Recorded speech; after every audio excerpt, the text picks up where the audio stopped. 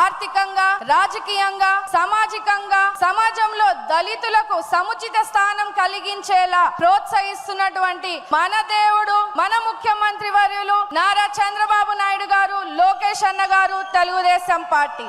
అంతేకాకుండా విదేశీ విద్య పథకం ద్వారా వందలాది దళిత బిడ్డలకు ఆర్థిక సాయం చేశాం. దళిత యువతకు 40,000 రూపాయలు పెళ్లి కానుక ఇచ్చాం. ప్రతి దళిత వాడలో వేల కోట్ల రూపాయల సీసీ రోడ్లను వేశాం. ఇన్ని మంచి పనులు, ఇన్ని మంచి స్కీమ్స్ ని మన దళితులకి అభివృద్ధి చెందేలా చేస్తే జగన్మోహన్ రెడ్డి గారు అధికారంలోకి వచ్చాక ఇవన్నిటిని కూడా నిర్వీర్యం చేశారు. దళితులకు సంబంధించిన 27 పథకాలు రద్దు చేశారు. 28,000 కోట్ల సబ్లాన్ నిధులను దారి మళ్లింపు చేశారు. ఎస్సీ కార్పొరేషన్లు నిర్వీర్యం చేశారు. వైసీపీ పాలనలో దళితులపై దాడులు, దౌర్జన్యాలు పెరిగాయని స్వయంగా రాజ్యసభలో కేంద్రం వెల్లడించింది. అందుకే రాష్ట్రంలో ఉన్న అన్ని దళితులందరూ కూడా ఒక్క మాటగా చంద్రబాబు నాయుడు గారిని మళ్ళీ ఈ రోజు ముఖ్యమంత్రి చేసుకున్నారు. దానికి మీరందరూ కూడా కృషి చేసినందుకు రాష్ట్రంలో ఉన్న